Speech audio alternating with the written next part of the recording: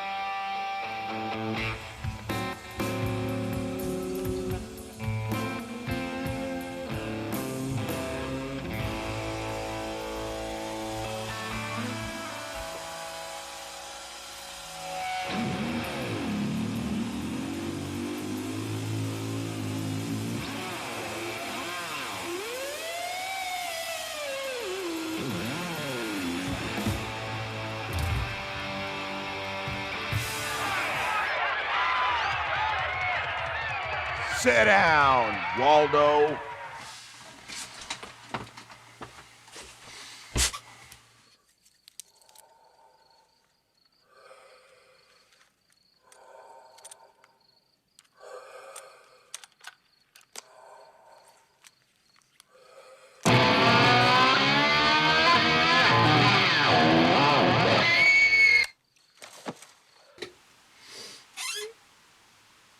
Shit.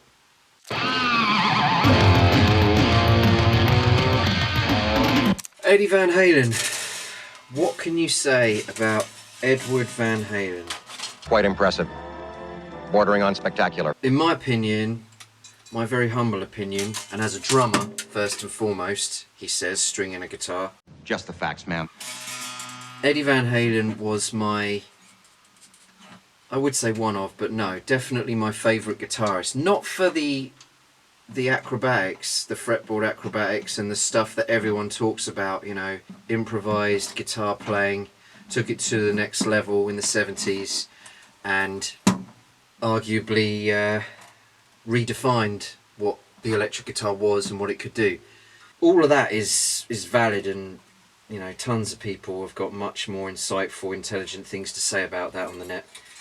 I, however, loved Eddie Van Halen's guitar playing for his melodies, his songwriting skills, and his guitar tone.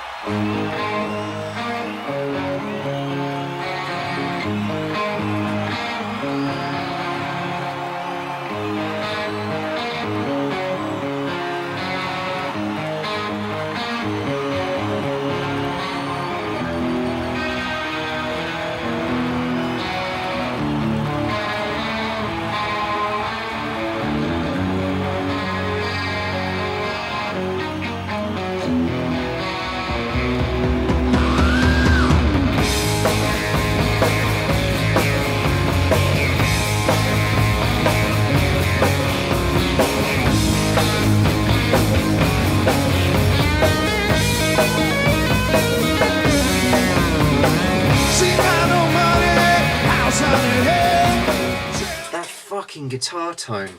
Jesus Christ. Not only that, but it was very rare to see Eddie Van Halen not smiling.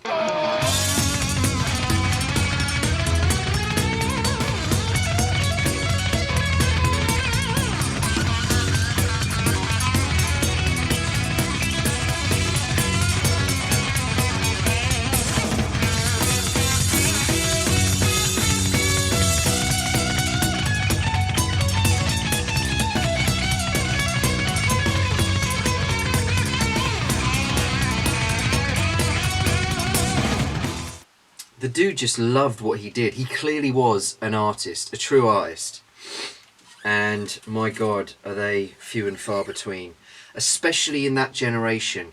You know, there probably has never been a more copied guitarist than Eddie Van Halen. Apart from, you know, the first sort of... No, the second line. So you had the first line, which would have been the blues players, you know, Muddy Waters and Robert Johnson. Supposedly, you know, if he actually existed. But then you've got Clapton, and you've got Jeff Beck, and you've got the almighty Jimmy Page, and then there's obviously Hendrix. I mean, everyone will say Hendrix and Eddie Van Halen are up there. There's loads more, and it's not just rock music as well. You've got to remember that. I mean, there are so many types of music that have their virtuoso players. But Eddie Van Halen was first and foremost a songwriter, and he fucking knew how to write songs. He could have gone way more overboard with his guitar playing on the tunes, but he didn't. And what he did do was sonically face melting.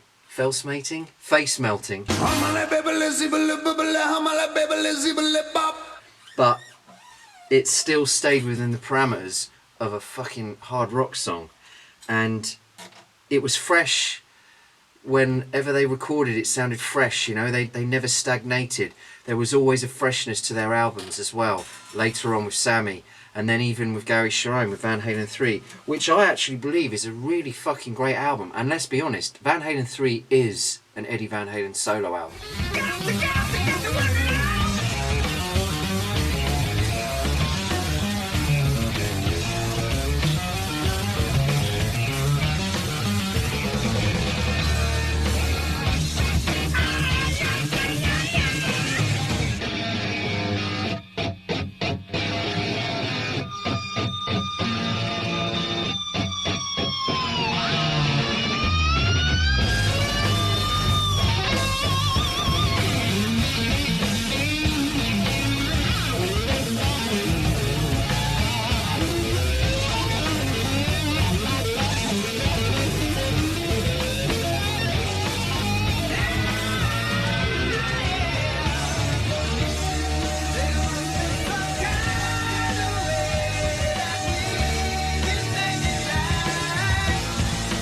And God bless him to staying true to what he liked to do and what he wanted to do, because even just reading Ted Templeman's biography, they were all warned, especially by the producer Ted at the time, not to release Jump, and Eddie fought for it, and although it was a departure, it became their biggest hit. Now, I grew up on Van Halen, and Jump was the first song that really, along with Michael Jackson's Thriller, really struck a chord in me when I was 2 or 3 years old, and then forevermore.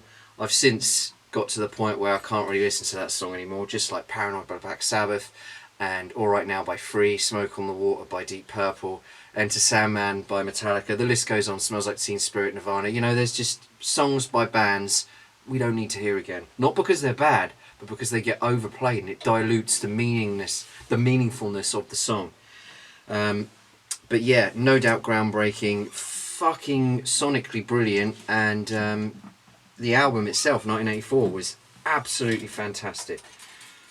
But yeah, Eddie Van Halen progressed with each album to the point where it almost sounded like, especially with 5150 with Sammy on board, a new band. But 1984 was a completely new sound. But there was always that very identifiable drum sound. Alex Van Halen's drums, nothing sounds like him. Lars Ulrich's the same, you know, not the fantastic drummer that a lot of people portray him as, but you can't not know it's him. There are obviously tons of other drummers, Vinnie Paul, for example, and that's just in hard rock metal. But my God, man, Eddie Van Halen's guitar tone is something as a drummer that just melts my ears in blissful sonic delight. I just sit there. When I used to do a lot of drugs and drink, I would... Forget about it, Dave.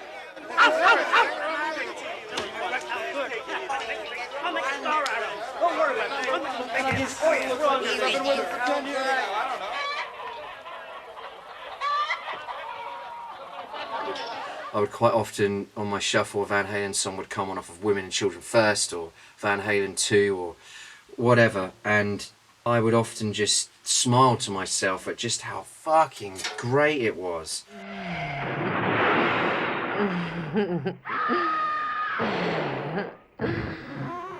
Just every single song, there was no bad songs, even on Diver Down. Diver Down's a fucking underrated album. Diver Down is a brilliant album, and when you hear about how it was made, all about basically throwing an album around the single Pretty Woman, which is a cover, which they made a video for, and that was what it was for. They didn't really give too much of a hoot about the song, it was about the video, but then they had an album around it. But you've got Cathedral on there, you've got little guitars, it's just a fucking amazing Secrets.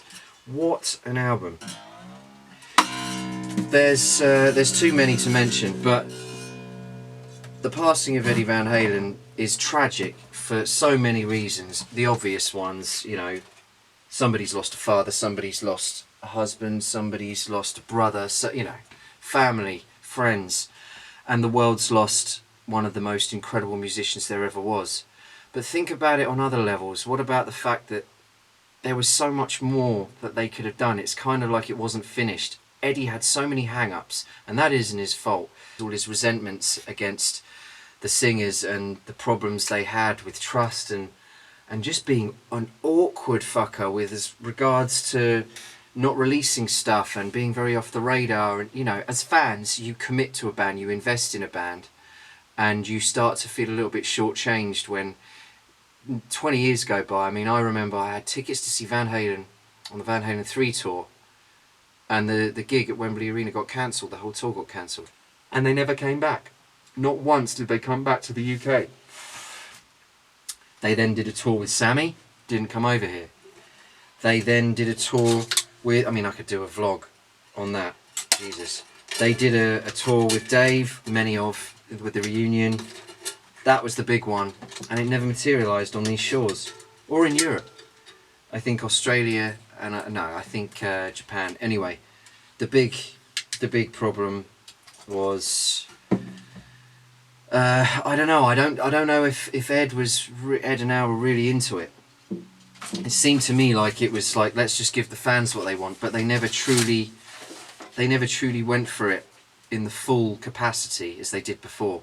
And they didn't need to. They had proved themselves already. But if you are going to do something like that, it's a shame, especially when you release an album that is so fucking good that late in your career. I know they're all early songs, but A Different Kind of Truth is an absolute fucking stonker. I love that album.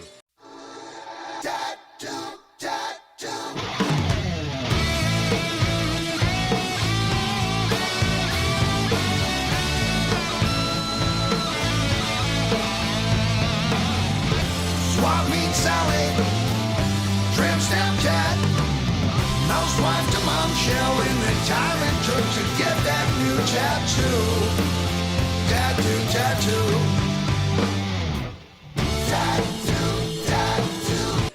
There's not any bad songs on that even, and god damn it, there's so many haters out there for Dave's voice. Fucking David Lee Roth is as important to Van Halen as Eddie Van Halen was. That might be controversial, but without Dave, there wouldn't be the dynamic that we all love. And Sammy coming on board gave it a whole new dynamic, just as badass, just as good, just as fun, just a different kind of fun.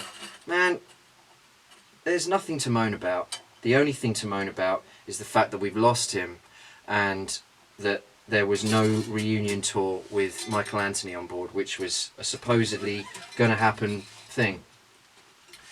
Which is such a shame, because that would have been on my personal wish list. But doesn't matter, does it? Even if he would have survived, someone would have had their father more, and brother and husband. I'm just very, very sad that we won't get to hear any new music from Ed and the Van Halen camp, because that was the one thing I was looking forward to. It's always of a quality that, you know, even the extra tracks on the best ofs and the first best of with the two new tracks with Dave, they were all so great, and they were always progressing further. They didn't try to do the same old thing. Even with a different kind of truth, that was a really fresh album. There's some fucking tones on that, heavy songs. But Ed liked to be experimental, and I'd love to have seen a lot more of that, and I'm hoping that in the 5150 volts there is, like Prince, a lot more to be discovered. Let's hope so, and let's hope that Wolfgang and Alex Van Halen can get through, and hopefully bring Dave on board, and who knows, hopefully this will bring the rest of the guys together, because Michael Anthony got very badly treated in the latter years. That wasn't right. But again, we never know the full story. There's so much bullshit out there on the net.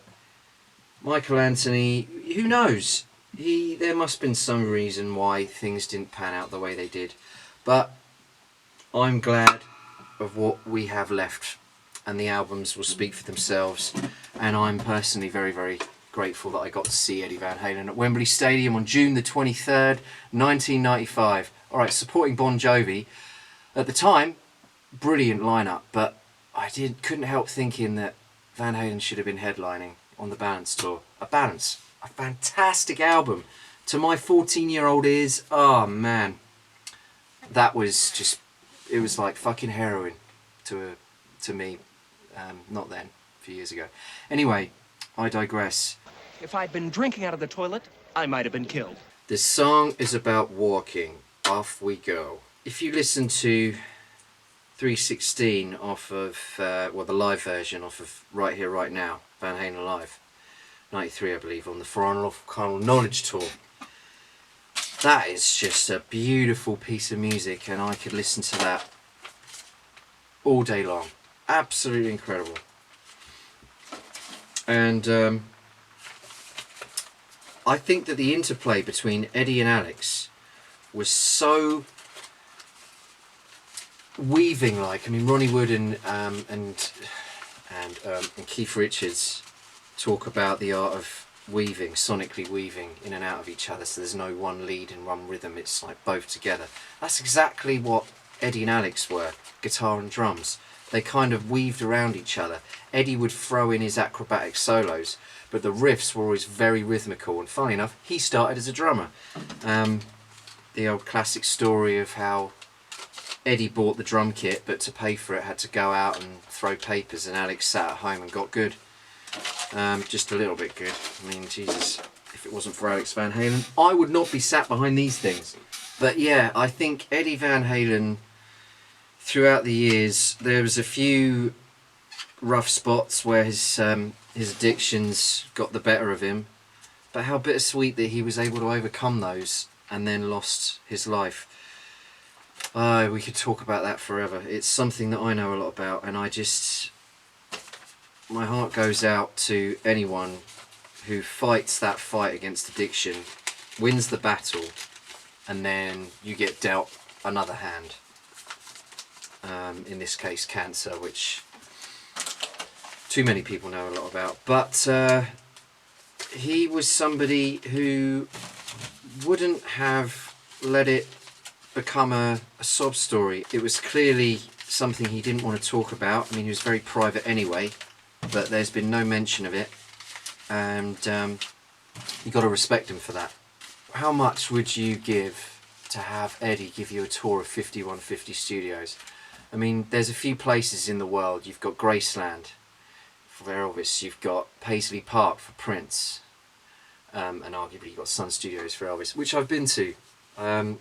And then you've got 5150 Studios in Los Angeles, California. My God. And personally, there'd be places like Nothing Studios in New Orleans, which I went to, Trent Reznor's place, which is no longer there, I don't think. Dave's basement in his house, where it all started. Pasadena, California. Oh man, I'd love to do a Californian trip, pilgrimage style, and just focus on Van Halen. You know, go to the old Gazaris which is now the Key Club. I hope it's still there. There was a time when it was really uncool to like Van Halen. When I was at secondary school and Balance had just come out, everyone was into Smashing Pumpkins, Nirvana, and Foos. Kurt had died a year before and the Foos had got together, and it was all about that kind of thing. Green Day were on the way up, and there was all these bands like Pennywise and NoFX and yeah, just before the dawn of new metal. But it was all very very cool to be in that camp, but very not cool to like anything from the 80s or the 70s. Anything hard rock or heavy metal was pfft, and that's all I lived and breathed. That was absolutely pulsing through my veins, and I just found it really empowering to know that I was getting fueled on the early Van Halen albums, especially the Dave era albums, but all of them.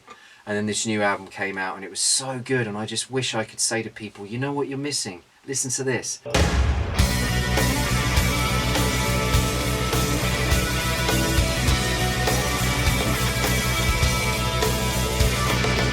I remember Mufti Day and I wore my Balance tour t-shirt with the Adjoin Twins on it, and people would come up to me and be like, what the hell is that? That's really shocking. And then they'd see the font on the back with all the tour dates, and it was in the same font that the Smashing Pumpkins had used, and they were like, is that a Pumpkins shirt? And then he'd turn me around, oh, it's Van Halen. And then he'd be like, pfft. They didn't understand. Van Halen were so fucking badass, even in their most ballad-like. Thank God they never stooped to the levels of Aerosmith with I Don't Want to Miss a Thing. Oh, where do you start with the ballads of Van Halen? See, Eddie Van Halen just knew how to write fucking awesome songs, and they will last forever. And I don't want to hear, I love these songs, but I don't need to hear Panama and Jump, obviously, Running with the Devil, even Jamie's Crying and stuff like that. There's an eruption, you know? Yeah, we get it. For younger generations, they need to hear that, but I wish the radio and the TV and people would play a little bit more deeper cuts, you know? Like Little Guitars, perfect song, or even Unchained, you know? That's another face melter. That riff and the live footage at the Coliseum or wherever the hell it was, that's one of the first live videos I remember seeing. Wow. With Dave in those very questionably too tight spandex. Eddie, I love you, man. Thank you for the music.